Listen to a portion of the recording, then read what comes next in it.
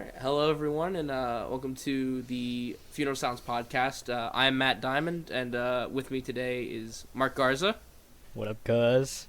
And also with us today, a special guest, Mitch Welling, who goes under the moniker Flatsound, who's a lo-fi musician out of California. Mitch, say hello. Hi, fellas. And we're just going to be picking his brain, asking him some questions, just seeing how he was in high school, and, all the Jesus. good stuff. So, How are you Mitch, in how high you school? doing? Yeah. First question. Talk about high school. So, Mitch, how are you? I'm good. I'm doing okay. Had a Yeah. had a sleepy night and a sleepy day, and now I'm sleepy. So Oh, perfect equation. But all right. So I don't know, Mark. Do you want to start off, No. or do you want me to start off? I will No. start off. You can start off. All a right. very But Tina style, no. all right. So I guess just to start things off, you know, lo-fi is an interesting genre in that there aren't a ton of, I guess, grandfathers of lo-fi. Like one that springs to mind immediately is the microphones and Right. stuff of that ilk. So what are some of the musical influences that inspire your kind of style of music? When it comes to lo-fi, I mean, Owen Ashworth from Cassie Tone for the Painfully Alone was a huge influence through high school. His early albums from, I think, Twinkle Echo was probably my favorite, and that was just a very college dorm room sounding, completely lo-fi album, like almost unbearably lo-fi, you know? No-fi even. Right. Or when I think of like really early people doing it, immediately people like Daniel Johnson, you know? Mm-hmm. I listened to stuff like that in high school and was like, I want to do this. I want to record onto tapes, and I want to, even if it's not something that I'm pursuing currently, I associate with it so much because I've been doing Flatsound for 6 years now, you know, Mhm. and a large chunk of that are cassette recordings and Mhm. cassette art projects and things like that, which were directly influenced by people like Owen Ashworth or Daniel Johnson. That's cool. So, Mark? Well, actually, I really wanted to ask about the say something you're too afraid to say out loud. I noticed that from an Right. ask that you answered, however long ago. And I guess I'm just wondering how that came about. Like, was that like a, I don't know, like previously like a project that somebody's been doing, and kind of like they give like code and people like put it on the website, or like is it something you made yourself? You had a friend make or something? And what's like the whole idea behind having that on the website? It's something I made myself. On my blog or on flatsound.org in general, I would have a lot of hidden pages.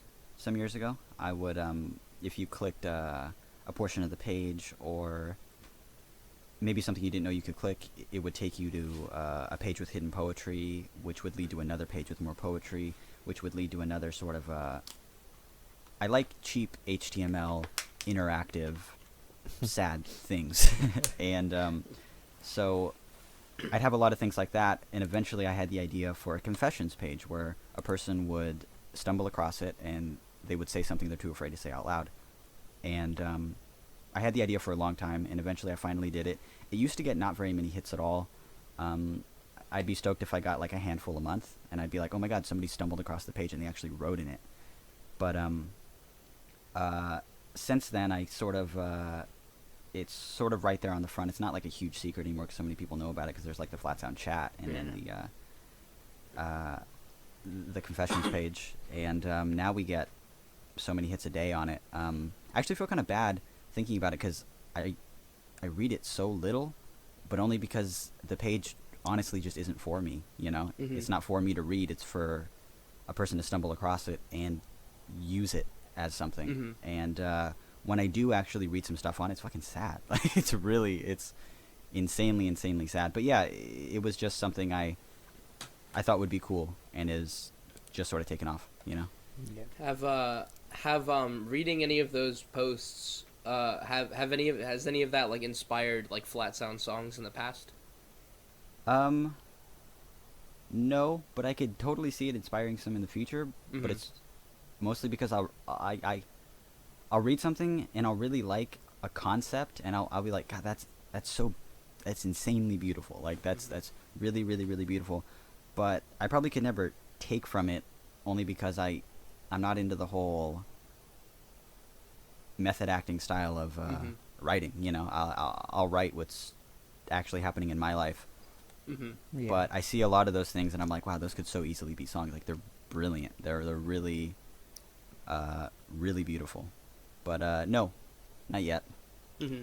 So would you say like all of your songs are more personal stories rather than like I don't know, like just other people's stories that you may have encountered like, through Yeah, your yeah, friends yeah. or something like that?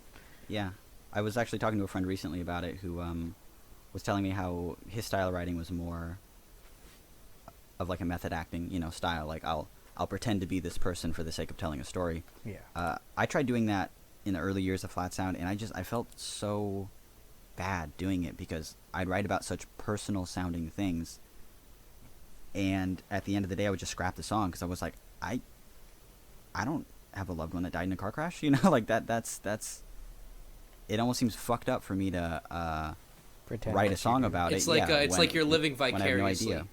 Right. And but yeah, I think that I have more than enough to write about, even if it's like the same old dreary sad things over and over again. I love writing about stuff like that because it's relatable, car crashes and really personal, detailed, insane stories like that aren't relatable to me, and it would just feel so foreign to write about. It's not like I can't. It would just feel not very honest of me. That's cool. Then I guess getting away from the the lyrical and like songwriting like portion, I guess what programs do you use to record and make your beats with? Mm-hmm. I've always let's see. I record my songs on external multi-tracks. That's just Mm-hmm. how I've always done it. So I'll have I started off with like a Fostex 4-track and then a Fostex 8-track. Now I'm recording with a Fostex 16-track, which is what I did my last album on. But like the more synthetic beats and stuff like that, they'll either come directly from like a Casio tone keyboard, Mm-hmm. or I'll actually make them in some cheap like I have what is it, Sony Acid Pro that I illegally downloaded when I was like 16. No, And it's no, just Rebel. like the ugliest little program. I know I've bought an illegal version of it for my laptop just because I'm so used to it, Mm-hmm. but I don't make that many synthetic beats anymore, Mm-hmm. But when I was younger, yeah, I would use that mixed with whatever VSTs I could get my hands on. I know for like specific songs, like We're Fighting Again, I used a VST plugin called Grizzly Mm-hmm. to make the beat, and things like that I'm, just free, cheap VSTs that I just really try and utilize, or just built-in beats from like a Casio keyboard, And I guess are you more prone to using software instruments like that, or do you usually find yourself making beats and sounds with your own hands and stuff like that? Well, a lot of my music lacks percussion. Yeah. So I guess if it does have a beat, it's either I begged a friend of mine to play drums or something, or I created the beat myself, or it's just some like glitchy, loud, distorted Yeah. beat taken from a Casio or that I made or something. But I guess in the past I was more prone to making a beat like that. Currently, well, and then after that there was just a long stretch of just having no percussion at all. Mm-hmm.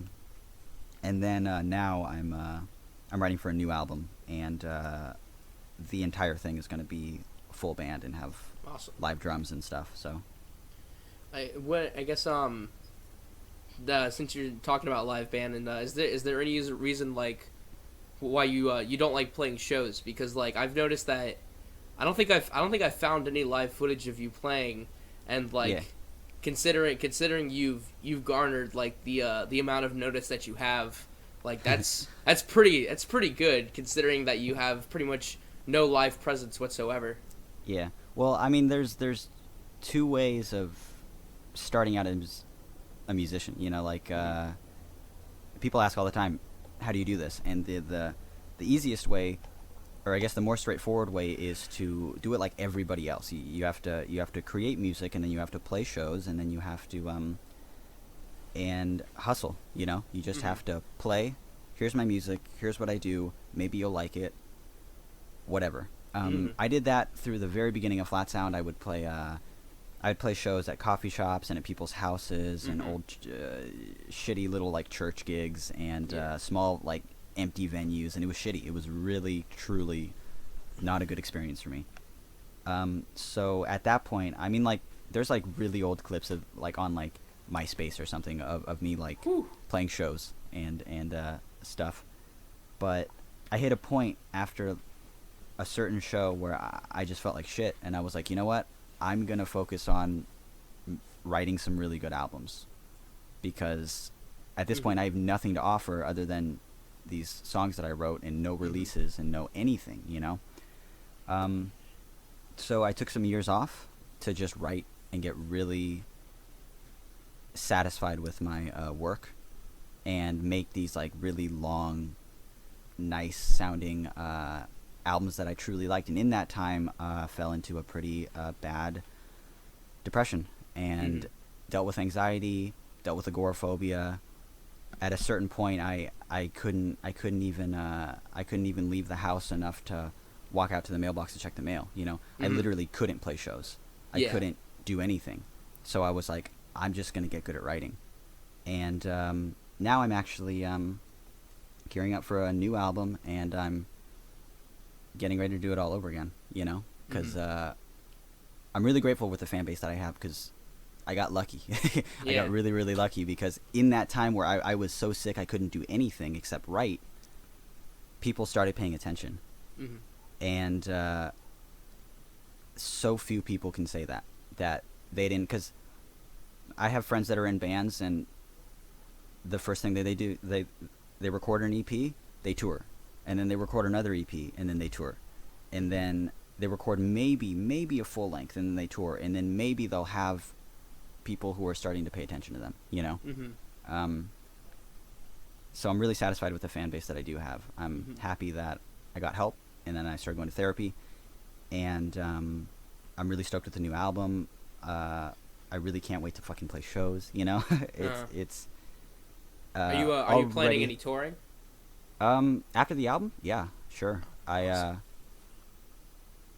That's kind of the dream at this point, you know, like if you already have the fan base, and it's not like I have this like insane, crazy fan base, but the fans that I do have are extremely dedicated, you know. I like being this elusive little fucking artist who, I don't ever talk about my work, but I'm constantly working, you know.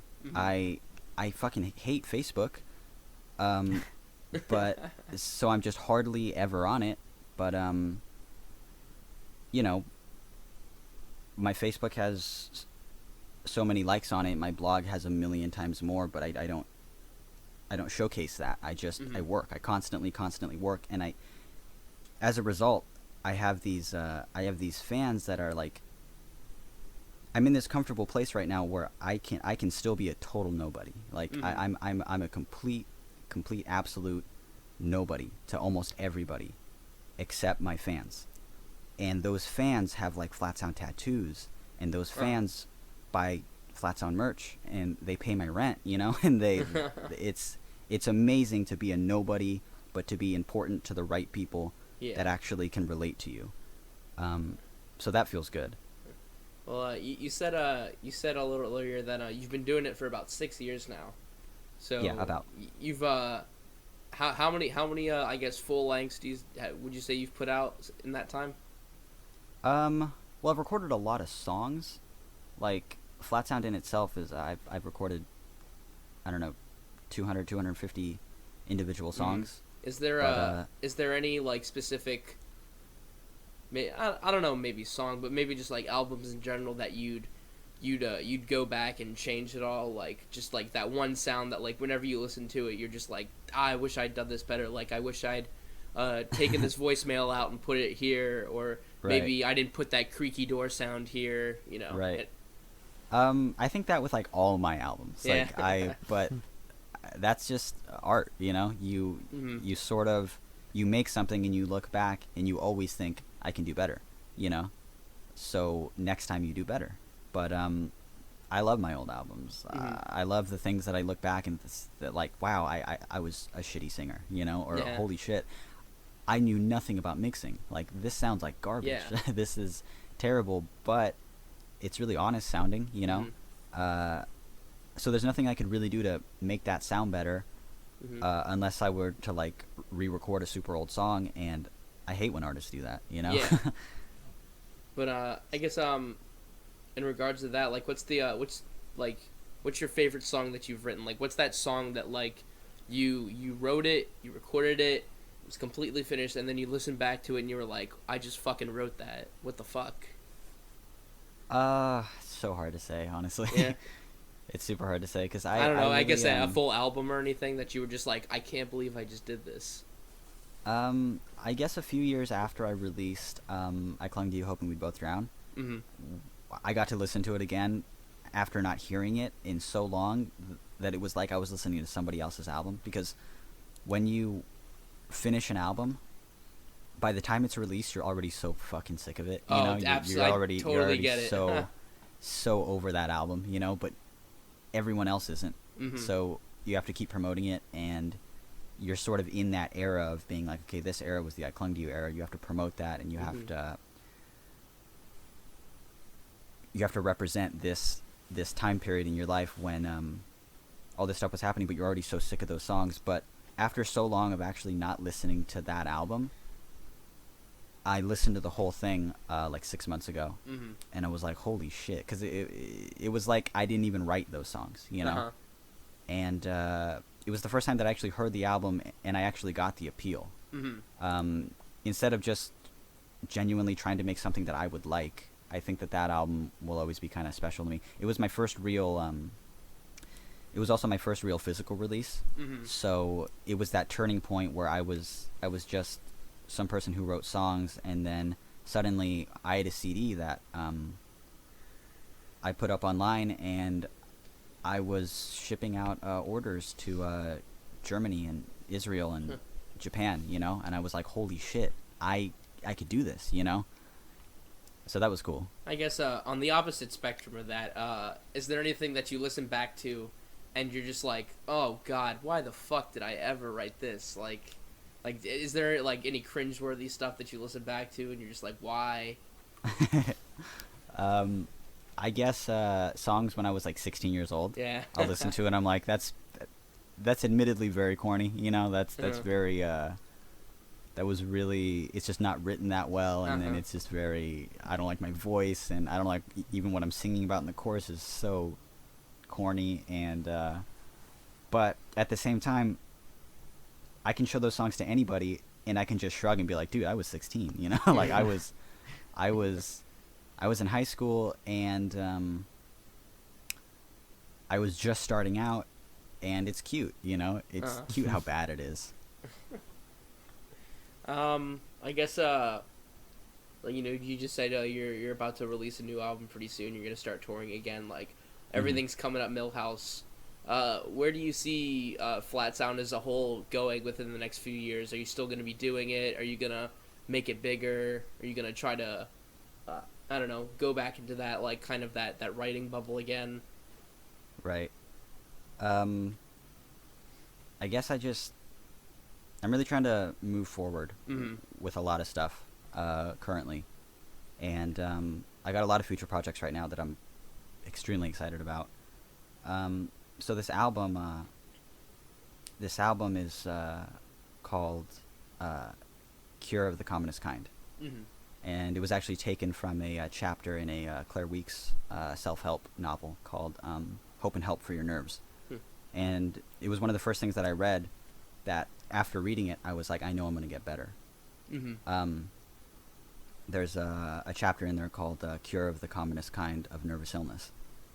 And since that point, a year and a half ago, I started writing an album about getting better, you know?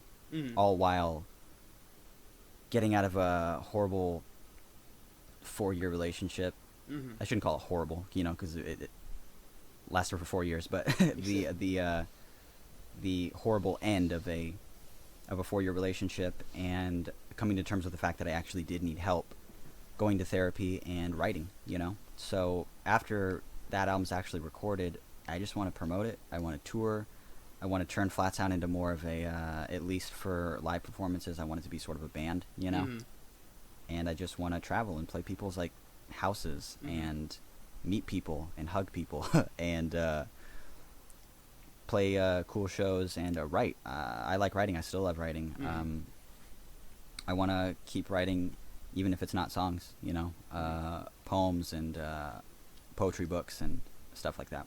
For the you said the new album is going to be all full band, so obviously, you know, you'd play a lot of that stuff live. Do you have any plans of playing any of the old stuff live or implementing it in a full band situation, or would you just play it acoustically, or how would you do that?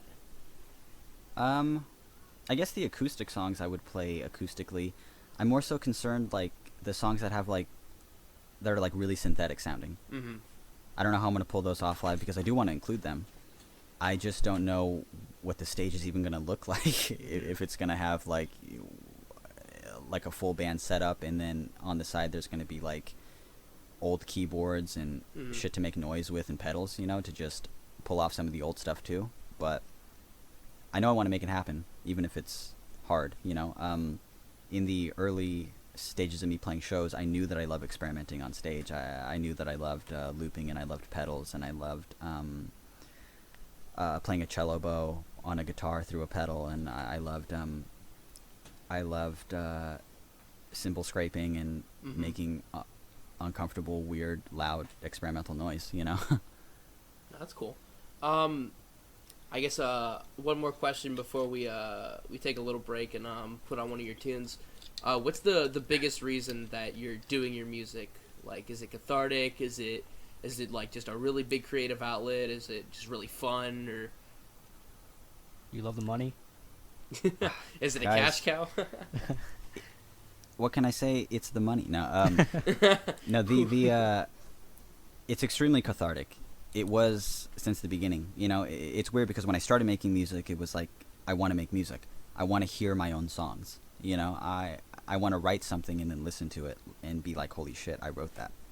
Then when you start to sort of generate a little bit of a fan base, you start doing it because you're actually reaching out to these people who understand you, and that feels good. So in that sense, it's still extremely cathartic, you know?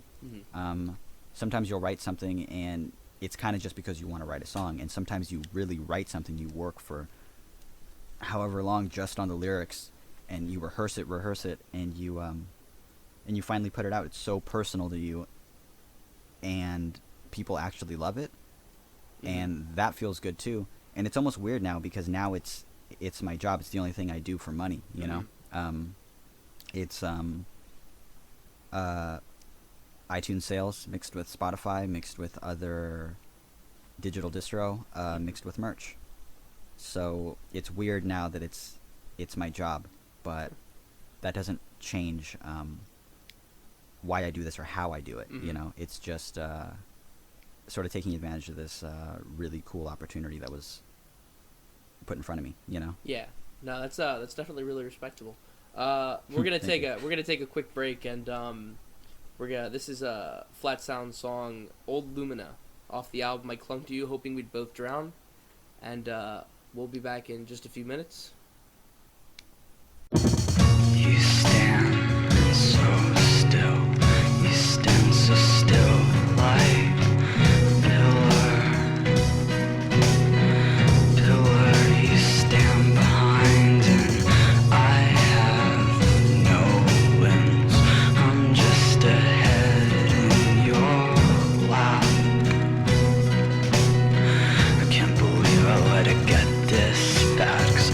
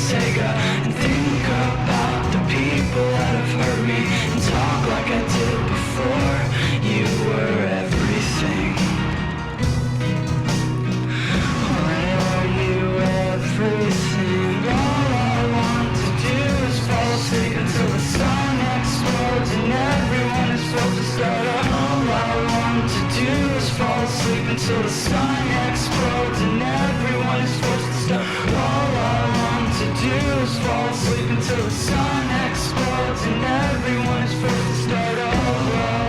To do is fall asleep until the sun explodes and everyone is forced to start over.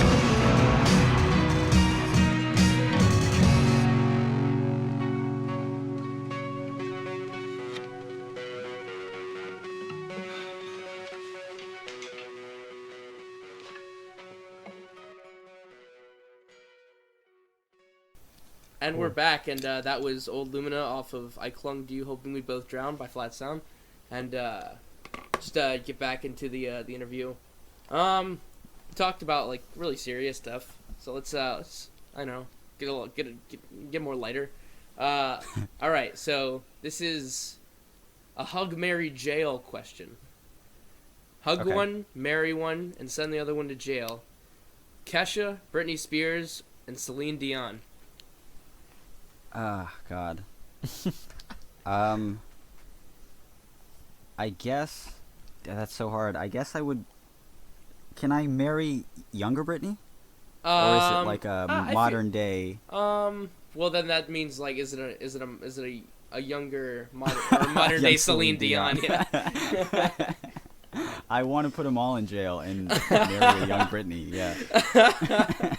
I want to put Wait, old so- Britney in jail, but also marry Yeah. young Britney. Yeah. I'd like to go back in time, marry young Britney, and then Make sure be that the reason that just she's behind bars. Yeah. Call the cops on her. Yeah. Ooh, Mitch the Fed. All right. I guess. What were you like in high school? Unfortunate. Really. Yeah, I've seen the pictures. Yeah. I think we've all seen the pictures at this point. It's I was really insanely seen. I don't know. I was really. Nice. I was very. What was your favorite band at the time? It's funny, I get that question a lot, and I actually listened to a lot of rap then. Really? Specifically a lot of like Necro and stuff was like my favorite artist. It was like that weird transition between getting into music that actually inspired Flatsound. Uh-huh. There was like a large gap of listening to like Necro, Ill Bill, Q Strange, things like that. So the scene close was just like just to throw off all the other kids. So you don't love Mice and Men? Dude, we can't be friends. Yeah, be honest with me.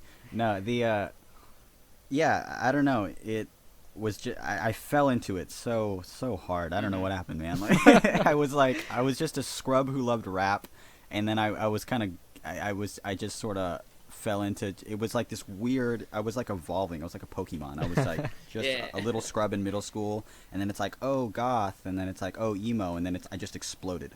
It's like scene. So And then I shaved my head and was like, I'm done. I can't do this. I'm gonna be lo-fi now. What's next for Mitch So- Welling? Hopefully seen again. Hey, it's Imagine making as a it's post-rock guy. you know scene revival 2015. I I'm can't hoping wait. you get really into Screamo. Yeah. Like, just like you only listen to Jerome Stream. The Over the and the, over. the next Flatsound release is actually just a Page 99 album. Jesus. Heavily influenced by West Coast Screamo, like Yeezus. It's a census fail cover album. Whoa. Would you make a Yeezus equivalent? I don't know if the fans are ready. No one's ready. I guess I guess earlier than that, would you want to be as like? Do you remember like specifically as a kid being like, yeah, I want to be a lo-fi musician when I grow up. Yeah, voice. I said that to all as to I was just as I was teachers, 7. adults, yeah, everyone. They were like, "What do you want to be?" And I was like, "Sad." I'd like to be sad and make money off it. You were the anti-John Lennon. Look where you are now. So yeah, no, the when I was a kid, I don't know what the fuck I wanted to do. I don't even remember what I wanted to do, to be honest. I just was like, I'll figure it out. But when I was in middle school, I was like, I kind of want to be a writer. I was terrible at it, but I was like, I kind of want to be a writer, and I still kind of remember poems I would write then, and they were like really generic, really rhymey, really just like fake dark, just Yeah. sad sad 7th grade poetry. The depths of And my I was soul like- are a hole. Right. And I would just do that for a while, but I kept writing. Like, I wrote every day, and I guess I just got better at it. Mhm. Like, I started from the bottom, and now I'm No, yeah. still here, but I get paid for it. I'm still But, bad, but I'm the right kind of Whew. bad. I'm tricking people. And then in the 9th grade, I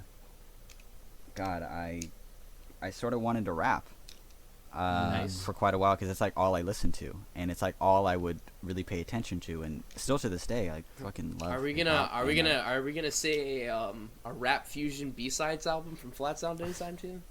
I hope Any Sime tune. not. Any Sime tune. It's funny though. I'll put out poetry. I'll put out like spoken word and stuff, and people will always say like it reminds them of rap music because of how the rhyme schemes play out. You know, the syllable count or the multisyllabic rhyme schemes or the slant rhymes or something like that, and I just kind of hold in this little like, oh really? Because I love rap. You know, like I absolutely adore rap, and this is completely influenced by the rhyme schemes of West Coast freestyle battle rappers, Yeah, or man. something like that, you know? Flatsound clan ain't nothing to fuck with. Exactly. What's you said this is basically your job right now, so what's a regular day for you like what do you do when you're not like writing music? When I'm not writing music, I'm always writing music, but I wake up late because I'm horrible. True. And Aren't we all? yeah, I basically every single day, if it's like a work day, you know, I'll wake up, I'll open up my laptop, I'll check my email. It's like my first thing that I do. I imagine my phone and I'll you check my get up, email. you pick up your briefcase, you leave your house, and then immediately go back in and sit down. Yeah, and then I check my email and then play PS3. Nice. No, the Responsible. I check my email, I respond to stuff that I feel that I need to respond to, and I start to line stuff up like, hey, do I need to call the printing company today, or do I have anything scheduled today? And it's usually no and no. So I'll just my whole day is literally, I'll usually have like one project that I'm working on, whether it's an album or a release or some sort of art project or something that I'm doing for somebody or with somebody. Mm-hmm. And that'll kind of be my day. But the spots in between are literally eating, making unfunny jokes on Twitter, making even unfunnier jokes on Tumblr. Me. Yeah. and Making funny jokes in then, person. Like, and then at the end of the day, I just kind of, I hope that I did enough to feel accomplished, and then I'll relax. Except I'm always thinking about work. I'm always looking at new apparel and being like, hey, I wonder if I could print on that, or if I change the brand from this to this, I'll only be spending like $1 more. And it's really annoying because I'll hang out with somebody or I'll talk to somebody on the phone, and I'll constantly be working, or I'll constantly be checking my phone or reading emails and stuff like that. But I don't know. I'm really grateful to have this as my job, you know? Like, it's cool to not have a job, and yet I could still make rent, buy food, and buy cool little stuff I like, you know? Yeah. I guess I'll ask one more question before we go into another song break. But this is I wasn't going to ask this question because we have a very strict policy for interviews about not asking about girls. Okay. And no. but because Jorge had to work today and wasn't able to join us for this interview, typical Jorge. he did send me a list Classic of Jorge. questions that he'd like to ask you, and one of them was, has Flatsound helped your game on nabbing up all the cuties? Quote unquote. I wish I could say yes, and I guess to an extent, kind of, but it's more like I was in a 4-year relationship throughout most of Flatsound, you know, So when I got out of it, I was like, well, at least I'm me, you know? At least it's not so bad because I can actually, I know all these people and I know that they like me and I know that they think I'm cool, but it was like, as soon as that person left, I was like, I don't know how to talk to people all over again. Like, I can't talk to people. Like, I genuinely tried to. Like, I would, like, hit people up and, there's a pretty funny story. I'm not going to use any names. Good. But I talked to this cutie, as you will. I will. Who, God, it was on like Instagram or something stupid. It was something like ridiculous like that. And Holla at your boy Flatsound.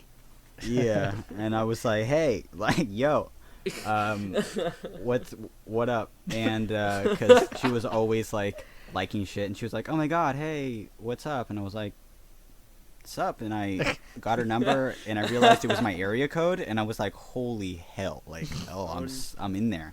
And we would like text and flirt and it was all like good for a while. And I don't know what happened. I wasn't being crude either, which is sort of unlike me. I was actually like, okay, she lives close, don't fuck this up. She's like crazy cute. Okay, cool. So I was like, yeah, what's up? And she was like, oh, we should like hang out sometime. And I was like, totally. Yeah, no, totally. Because she lived like 15 minutes away. And that's what people do, and, right? People yeah, hang no, out. we could chill, sure. And I this is gonna sound so lame. I had just gotten GTA 5, and she was like, oh, I want to play so bad. And I was this like, is well, come over fairly and play recently. sometime.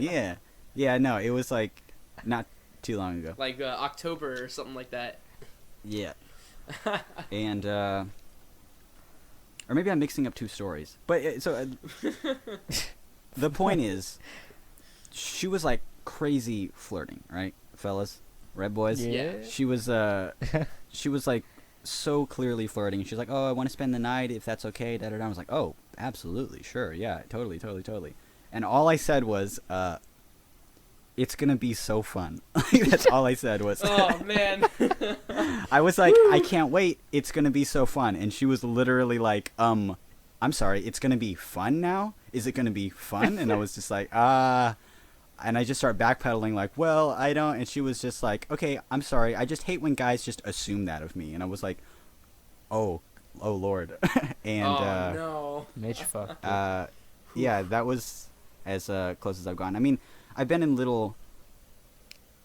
an on again, off again relationship since the big breakup, but it's like that doesn't count because we were such close friends before, you know? Like it was so natural. But actually, like meeting girls and talking to them, I have like negative game. Nah, dude, they're scary. I have like pretend internet game. They're scary. It's cool. We all get it. Okay, cool. We're past this question. So wait, so is that what inspired the new album? It's all about her, yeah. It's all about the one that got away. Or the one you chased away? She didn't want to play with you. She didn't want to have we're fun. We're not calling her Mark. No. Too much. Too much. Okay. All right. We're gonna take another quick break, and so this is Flatsound song "Sleep" off the album "Sleep," and Cool. we'll be back in just a few minutes. So Marky G over here can ask Mitch a few questions. Yeah, what And, up, cuz? Yeah, we'll be back in just a minute. I can't stop saying what up, cuz.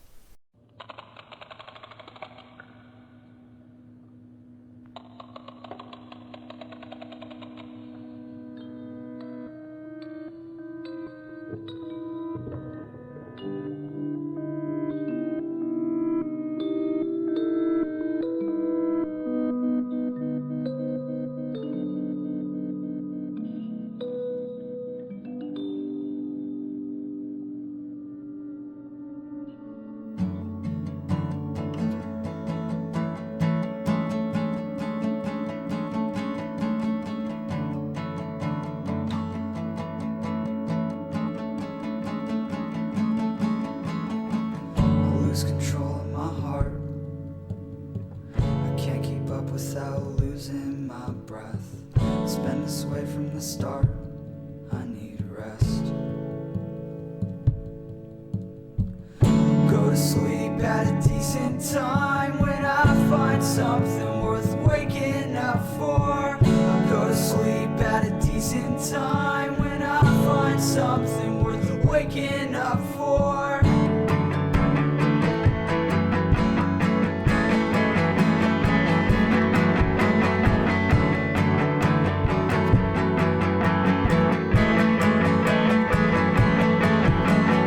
Days are long when I keep checking my phone. See you haven't called at all. This is where I die. Oh, I thought I was the best part of your life. Oh, I thought I was the only one inside. Now I'm pretty sure that I was wrong.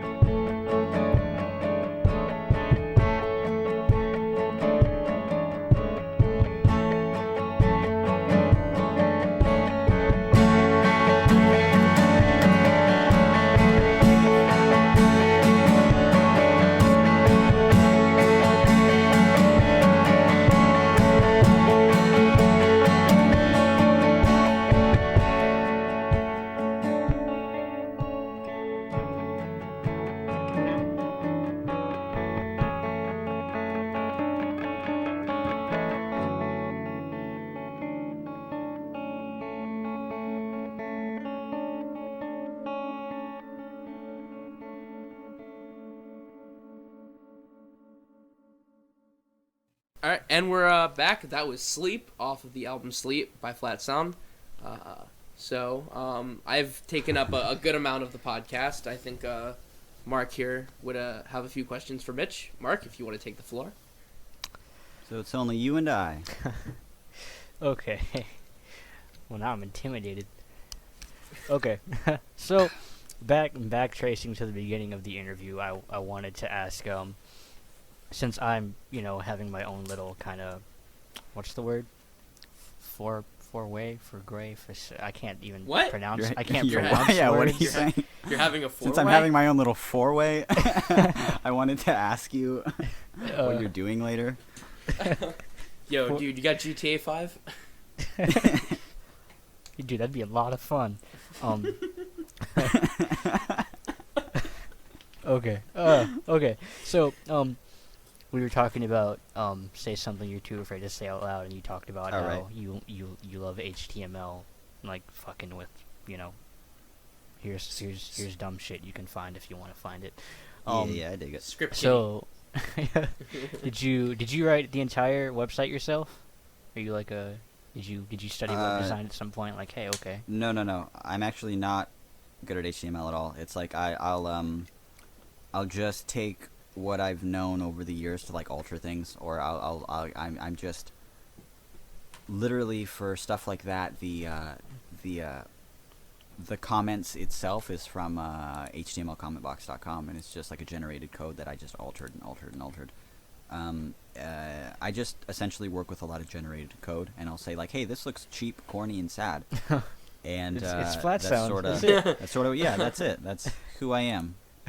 I'm cheap, corny, and sad. It's Cool. It's got moxie. It's perfect.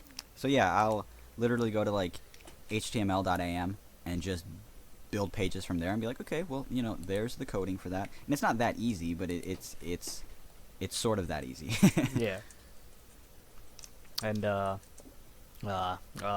so is that the only kind of Easter egg left over from those days when you had like little tricks and stuff around?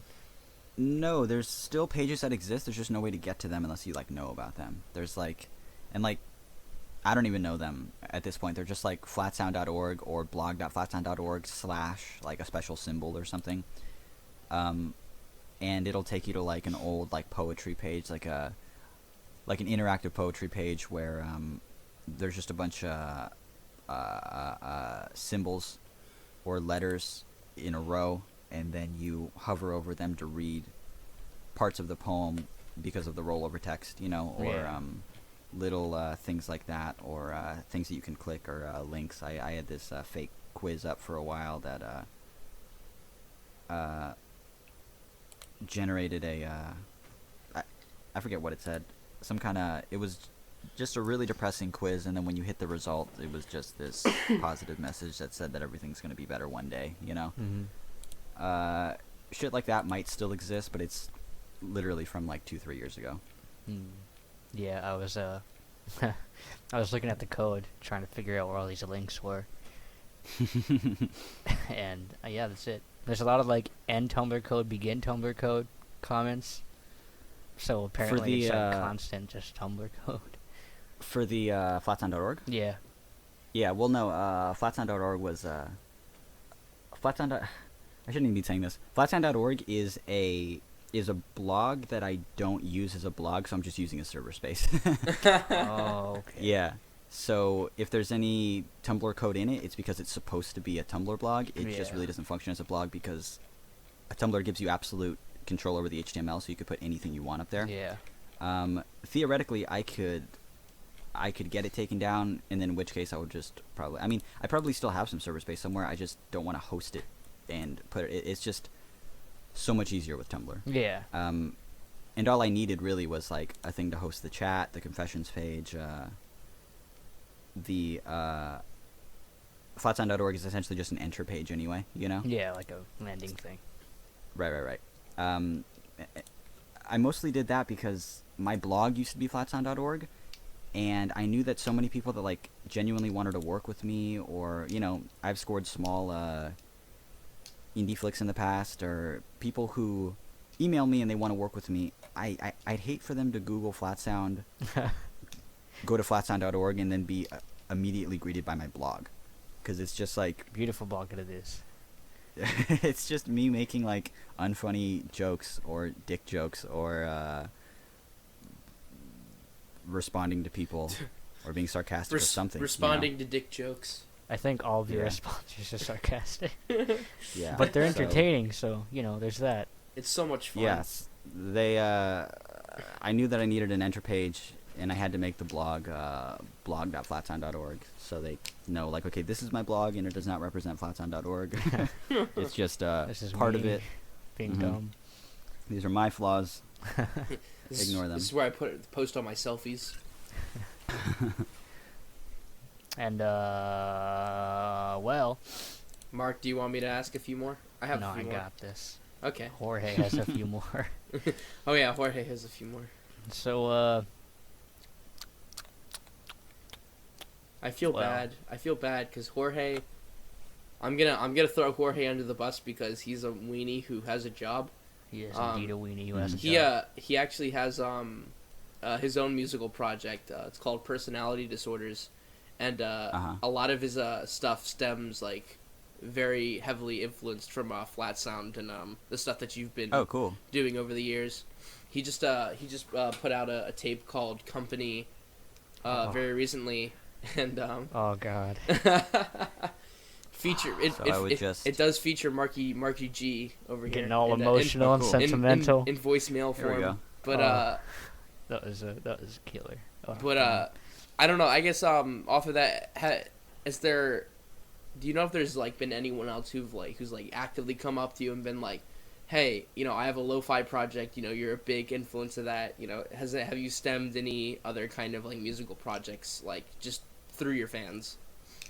Yeah, I get emails all the time from people who, or I'll meet people in the Flatsound chat, and we'll talk, and they actually become like my genuine friends. They're really talented musicians too. Like, they're really good. Mm-hmm. It makes me feel weird that I'm doing this exclusively and they're doing it as some sort of hobby, and I genuinely think that they could like actually do it. But I mean, like, the music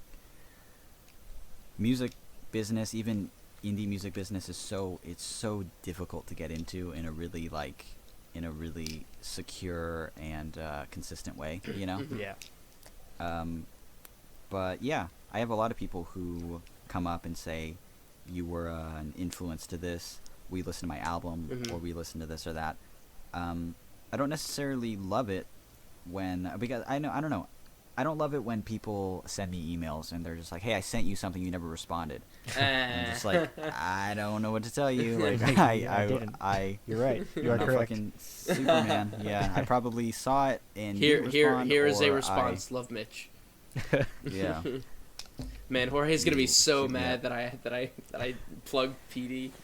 He was gonna do it anyway. I was gonna do it if he didn't do it. He's gonna be like Diamond. But I guess you say that Flatsound is your job and everything. What does it take to write a Flatsound song? Like, what is there anything? What has to happen that you're just like, yep, I'm writing a song.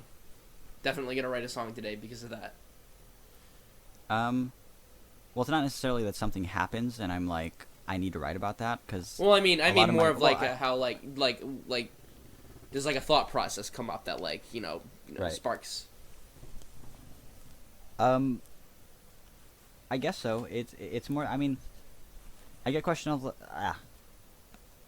all the time from people who, on a similar note, they ask me, what is the difference between writing like a spoken word song or an acoustic song, or like a Flatsound song, a more typical Flatsound song, or like a this kind of song, or a spoken word. How do you know when something is a poem? How do you know when something is a spoken word poem? And how do you know when something is like an actual song? And to those people, I don't think they get songwriting. I just don't, because it's not like that typical movie scene where a person picks up a pen and they start writing and they're like, perfect. Mm-hmm. Now just play this in G, and it's and now we're performing it in front of everybody for the first time. Mm-hmm. It's actually a really constructed thing. I know when I'm writing a spoken word poem because I started writing a spoken word poem. Mm-hmm. Like I knew it was going to be spoken word when I started writing it. But just songs in general, I'll just I'll be playing the guitar and it'll feel right. Mm-hmm. And I'll usually start with like one little part that I'm like, hey, that's really catchy, or that's really good, or that's really meaningful, and I'll literally build the entire song around it. So it can be like a part right there in the middle. And I'll say, hey, that's really good, and I'll start to add stuff after it, and then I'll start to add stuff before it, and then I'll add a verse before it, and then I'll add an end. And I basically have the entire song, and I edit every line. I edit and I edit and I edit.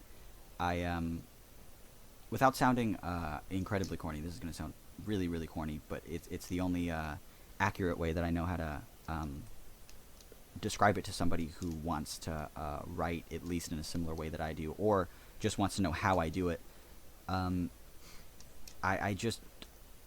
mold songs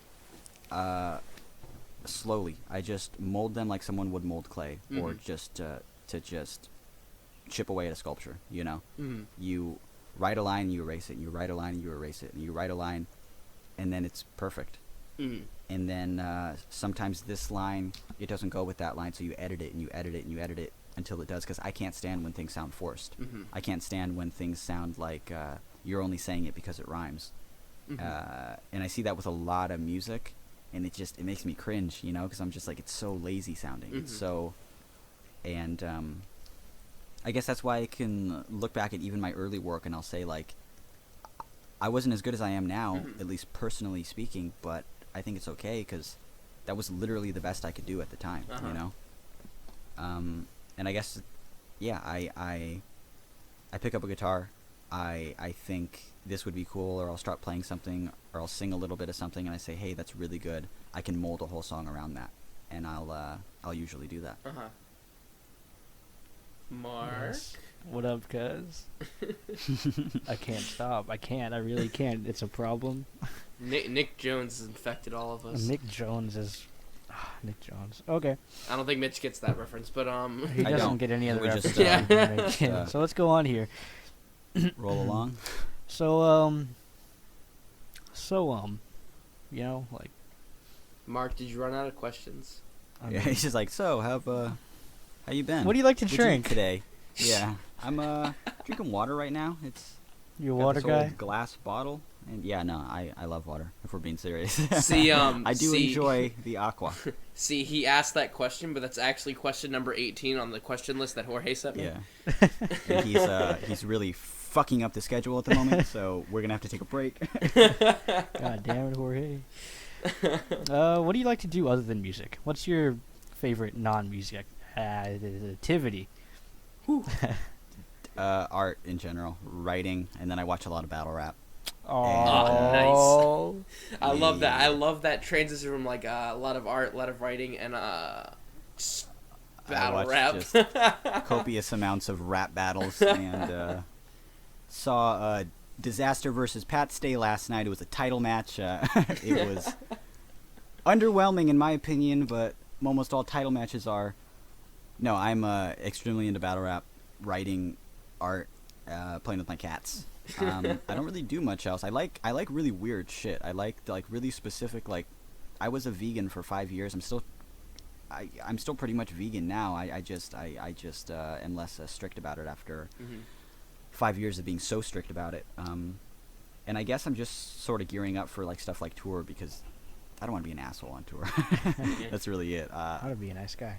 I don't want to show up to people's houses and they're like, "Hey, I made you this like veggie thing," and I was like, "Oh, it has butter in it. I'm not gonna eat it." Ooh. You know? When at the end of the day, my dietary restrictions aren't based around any sort of like serious allergy or something. I'm just being like a stuck-up American, you know. So Meat is murder. I wanted to cut that stuff out, but the point of this was I eat relatively well, or at least I don't eat like generic bad food, but I love learning about it. Like I'm subscribed to so many weird shit on YouTube of just people like reviewing fast food in a really corny way, because I like American trends. I like looking at something and being like, "Oh, bagel I'm sorry, not bagel. What was it recently? Pretzel buns are in now. And then now it's like bacon is a thing, and they have like bacon shakes and all this crazy like food trends are actual trends. You can see when Everybody got into bacon. you could see when it was like bacon, and then it was Chipotle, and then it was pretzel buns, and then it was this was like that shit gets me so excited, and I don't know why. Like so I'll pay attention to it. I like shit on YouTube that makes me cringe, and that's a good mix of both, because the people who are usually reviewing it are pretty cringeworthy people. But then at the same time, I'm genuinely interested in it, because I'm just like, I didn't know that. Kentucky barbecue is now showing up at 3 different fast food chains, and that's now officially a trend to me. But why would Burger King of all places have a pulled pork sandwich? It's going to be garbage. And then I read the reviews, and it's garbage. Like it's so funny to me. Mitch does food. Oh, I love food. Okay, so Burger King put out they're my favorite place in the world. I don't go there. I don't eat there ever, obviously. Yeah, but like You love the idea of a Burger King. Your favorite like concept. I love that people are just like, McDonald's is vile, and I was like, well, to be honest, McDonald's is probably one of the cleanest, most upscale fast food places out there. Now, Jack in the Box, on the other hand, is fucking vile. You don't tell me that. Don't tell me that. Dude, I love serious. croissants. So, Yo, what about it's Whataburger? so Yo, Mitch, if you ever come to Texas, if you ever come to Houston, I'm taking you to Whataburger. It's gonna be delicious. You won't even want to touch Burger King. Oh wait, Don't we that's have- right. That's right. I just realized yeah, it's too can late. actually, I can't take you to Whataburger. It's gonna be so much fun. Damn it, Mark. I Oh, think we man. have a Whataburger out here, don't we? No. We have like places like Fat Burger and stuff on the West Coast. But Man, I fucked it. Burger King releases a burger, and they call it the Fry Burger, and it's literally a hamburger with 4 French fries in it. Oh my Like, goodness. I love this establishment. Like wait. That's- that's the biggest- Is it a burger with fries on it, or actually just fused inside of the burger? No. It's just fries on top of the patty. Okay. That sounds delicious.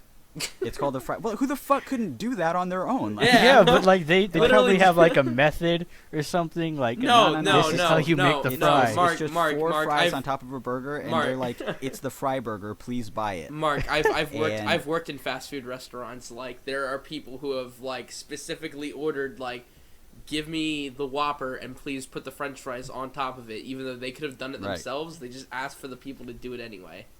Do they do so it? weird. It's really weird. And it's so cool that establishment is just like, here, fuck you, buy this. And people are doing it. I worked at a Burger King for 2 weeks, and that's all it took. That's all it took to realize how fucked up America is. There was a woman. It's crazy. There was a woman who ordered a chocolate sundae in a Whopper box. Wow. To eat it out of a Whopper box, not the cup, not the cone, out of the Whopper Well, box, like the cardboard why? box. We didn't ask. She gave us her money, and we gave it to her. She could be ahead of her time. She could be. It might be a Yeah. new trend. Yo, the Sunday burger, it's coming. Damn. It's you can be chilling while you be grilling. Oh God. Yeah, and then we're just gonna stop the obscure. podcast. Obscure. It's too late. No We're obscure. through. That's no obscure. That's so Raven references. Mark, I don't think you were even alive when that show was out. Yo! I remember the first day I ever watched That's So Raven because my He neighbor was- told me to. I was like, It's his first 6. memory. He was like 3. Yeah. I have all my memories My in third earliest person. memory is the first episode of That's So Raven. I don't know what episode I watched. Whereas I was old enough when That's How Raven came out to where I would watch it and think gross boy shit. So I was that age. I was probably like 13. Really? Wait, Mitch, how old are you? 23. Really? Everybody is 23. 23. Everyone I know is 23. Okay. I'm 23. Who else is 23? I'm 20. I'm turning 22 in May, but close enough. Bunch of babies up in here. No, I got my bottom braces off. We're good. Oh my God. Okay, I have both braces. First of all. Oh, Just, well, You know, I'm sorry fact to hear checking that. here. Just saying, for future reference. I don't know why. Man, I don't know. Jorge's listening to this podcast and be like, stop, ask him more actual questions.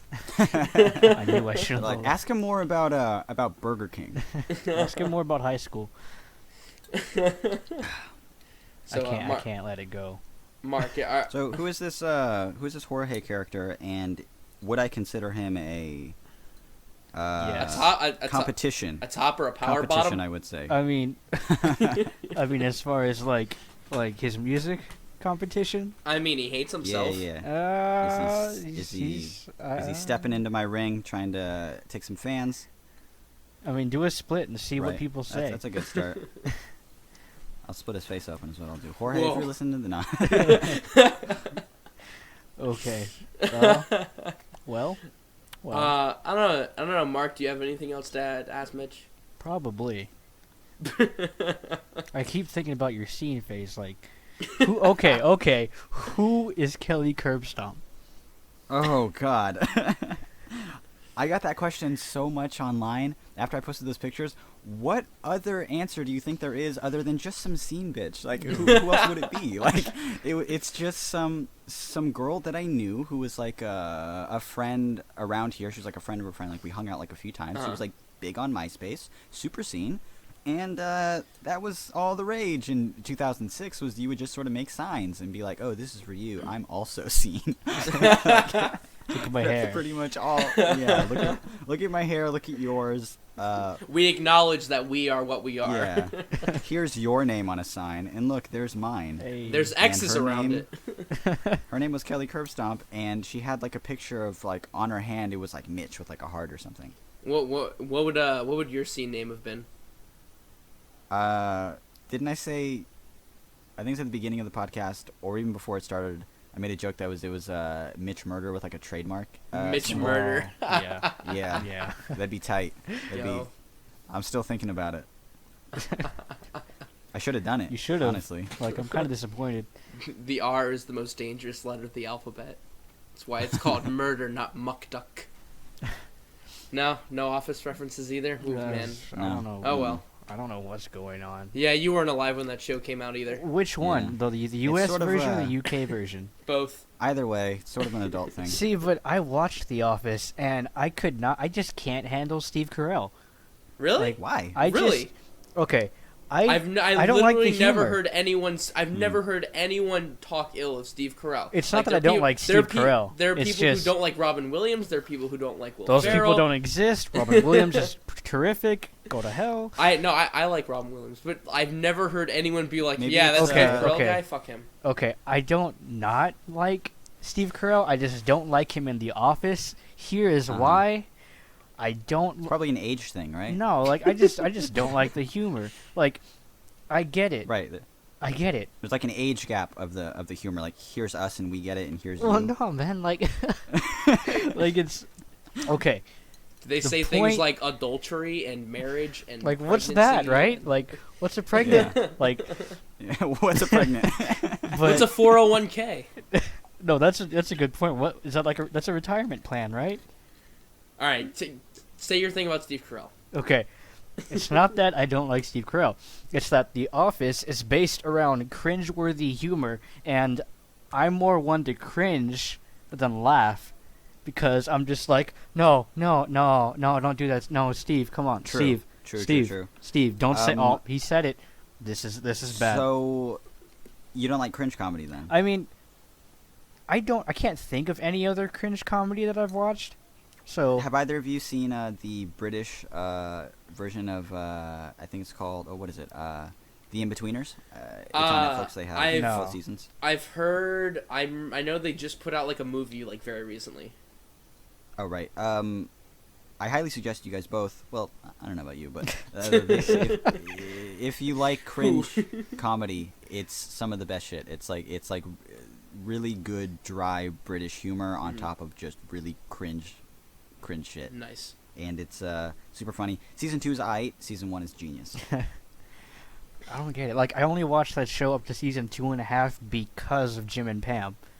Like, Oh, true. I just love Oh, romance yeah. or something. Like, I thought they were cute No, as hell. no. That's totally understandable though. When I watched Parks and Rec, whoever Audrey Plaza plays, whoever that dude was, I watched up until they got married, and I was like, all right, Mhm. Well, this now show I is know over they for get me married. now. That's The it. show is over. I don't care anymore. The There's show no is point. over to me now. The show is dead to me. Same thing with when Pam and Jim got married. I'm like, all right, now it's not cute anymore. They have kids. This is It's done. not. Nah.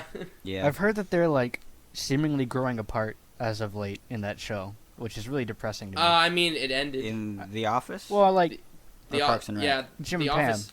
The Office ended like Yeah. a year ago. Yeah, no, they grew apart a little bit in the sense where like Pam started to have this like little thing with literally one of like the camera crew guys that was filming the I documentary. thought that was actually really cool. That it was like sort of like a Yeah, breaking it the was fourth like- yeah, wall that is kind kind of of interesting. really breaking the fourth wall. Yeah, and he got like super pissed about it. But I mean, it was like a small portion of just like, oh, they're not okay, and it was like right before like the series ended. Yeah, and everything worked out and blah blah blah. And Michael came back and he was graying in the hair. Yeah, which it was that was weird. so weird that he was graying. It's That like, was- has he been gone that long? Yeah, that was really weird. I feel like that was just a move on Steve's part. Was like, yeah, I know this isn't gonna make any sense continuity wise, but let's Right. just do it anyway. Yeah, he was like, I'm only here for one episode. I'm just gonna be Steve Carell and not Michael. Yeah. That was a good show. Honestly, like, though I think the season right after Michael left got a lot of flack, but then the other two afterwards that they kind of picked up. Yeah, I agree. Mark? Whatever. Wouldn't you agree, Mark? No. So, Maybe.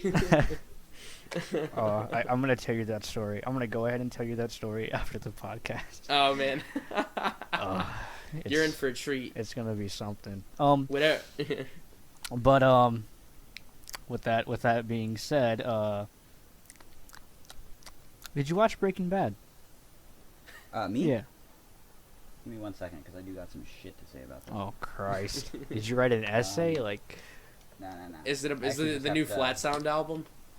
I actually just have to plug my laptop in so it doesn't die. So just hold on 1 second. No, totally fine. I'm angry. The season finale of Breaking Bad was Holy total hell. shit. That's the album. It's the outro? I personally liked it. I thought it was decent. I thought the ending was cheesy as hell, but Like how he just. whatever. Oh wait a minute. Oh yeah. We You should- know- wait, yeah, hold on. how's the thing? Now, before we get into it, Should we say that this is from this part of the portion of the podcast is gonna be a Breaking Bad spoiler cast? If it is, I'm gonna have to stop listening because I wasn't into Breaking Bad until somewhat recently, and then I started watching it with my dad. Oh. Sort of a cool bonding experience for the both of us. Same. And Yeah. we would watch it together, and then at around the very beginning of season 5, he was like, you know what, I'm not into it anymore. It's just the same old shit. And I was like, we're so close. And he was like, nah, sorry. So I haven't watched it in like a month, but okay, I have a good. friend who's like begging me to, It is all on Netflix. Okay. Oh man. All right. It's good the last season is on Netflix, It's right? good you stopped me when I did then. The very, very last, like the 5B, I believe it's either on Netflix currently or it's getting there very soon. I mean, let's be Well, when it gets honest. there very You could soon, just I'll probably torrent finish it. it. Yeah, okay, but except That's- that would be illegal. Yeah. Oh, I mean, Mitch doesn't do illegal things. Who He would didn't do talk that? About, I he didn't mean- talk about like torrenting some software earlier. Yeah. when he was 16. But to be fair, that was Sony Acid Pro, and I was a different person. I was 16, and it just had no idea what morals were. Oh. Honestly, I don't know. I was gonna say I don't know. okay, but then I drew out the O too much. Oh, but I guess if you've watched this far and Listen, have you watched this far because you genuinely really really like it, or have you watched this far because you're just like, I mean, I'm already this far in, I might as well figure out what happens. No, I really like it. Okay, good, It's really, because really good. I think you're gonna be. I very didn't expect pleased to with the like ending. it as much as I did, and a lot of my really close friends are just like, please fucking watch it. And I was like, I don't want to get into it. It's so long. It's so like, I'm so behind. And they're just like, just watch it on Netflix, please. Just watch the first episode, please. And I was like, okay. So I was bored. I was working one day, and I put it on, and I was like, holy shit, this is good. Like, this is really Like, genuinely whoa. good. meth. Like who knew? This is really good meth. Who knew? I've been man? doing meth ever since, and yeah, it's premium. Solid blue. Crystal blue persuasion. That was brilliant. I thought that was so cool. Shut up, Mark. Mark, shut up. Okay. So, all right. I don't really have any more questions. Mark, do you have any more questions? Do you have We're any just gonna more interview actual Mark questions? for the rest of the podcast? What? I said we're just going to interview Mark for the rest of the podcast, but then I got distracted because my laptop is dying again. So, Mark, how are your teeth? Well, you see, bad, which is why I have braces. That's it. Like, there's nothing else. What did you eat today? Nothing. I ate pizza today, actually, which was sick because I could actually eat. Yo, me too. I bought a buffalo chicken pizza just for myself, and worst decision of the day. Also, the best decision of the day. I think I'm going to eat the rest of this pie that we have as celebration of my teeth being good again. I can't do that because I'm gonna probably go to bed in like an hour or so, and it's gonna sit in my stomach, and it's gonna make me fat. I don't sleep. Sleep is for the weak. Same. Did you appreciate that? I was hoping your scene, Yeah. It could be a Marky murder. See, but then you add Perfect. the Y, and it's like, Yeah, yeah. Marky Malice. Marky Murder is nice. See, Marky Malice. my username. Medieval Marky. Please no. So, It's like Scene, but it's also really like Ren Fair-esque, you know? Yeah. well, see, what happened was my Twitter username for a while was Mark's Funeral because, funeral sounds. But I got really annoyed with the fact that I sounded so much like a Scene kid. So I Right. changed it to like Mark's Funeral. Mark Narza because Nar. And, Garza's always taken. Like, everybody's name is Mark Garza.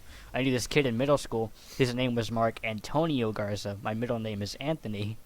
It was confusing Jesus. for everybody. We're the same grade. It was weird. Middle school. So you had to change schools. No. They, like, we had, like, award ceremonies, and everybody was, like, whenever they would say Mark Garza, everybody was like, which one? And they wouldn't and everyone answer. would laugh. And we would then- just and start then- No one laughing. would then our- answer. And then Armand was like, "Is that a reference?" You'll get that reference in a little bit here. All right, but Okay. When we're at like an hour and 10 minutes. yeah, I was about to say this is getting long. So Wrap it up, yeah, guys. Mark. Actually, Mark. one more. Okay. real quick. Okay. Yeah. Okay. Let's talk about your podcast. You know, some Oh, okay. promotion. Here. Oh. Why? How? Who's Christian? Is he cute? That's it. Somebody I know, and yes. No. It's an advice podcast. Just talk to fans. He's an internet friend of mine, pretty close buddy, and he's got this like stupid big fan base. Like he's like a internet personality / YouTube person. You know. So he's cute. It's like an Ask Shirley kind of thing. Like a what? Like an Ask Shirley. Was that a reference? Ask Shirley. Was that a reference? I don't understand. I don't understand that reference. I'm just gonna move on from it. Okay, never mind. It's okay. I can edit all of that out in post. No one will ever know. So Now I'm too lazy yeah, I kind of hit him up at the end of last year and was like, "Hey, do you want to start an advice podcast? Podcasts are kind of lame, but I kind of really like them." And he was like, "Yeah, that sounds actually really cool." So we worked for a long time and was like, "How are we gonna do this? What is it going to be called?" It was really difficult because we didn't want to like put it on SoundCloud at first. We're like, this can't be on SoundCloud. It has to be on something else. And we tried a handful of things that just it didn't end up working. Like from something as shitty as Mediafire to even Dropbox would not allow it. You know, because too many people would download it once and it would just take it offline every time. Oh, oops. So maybe we should think about something else then.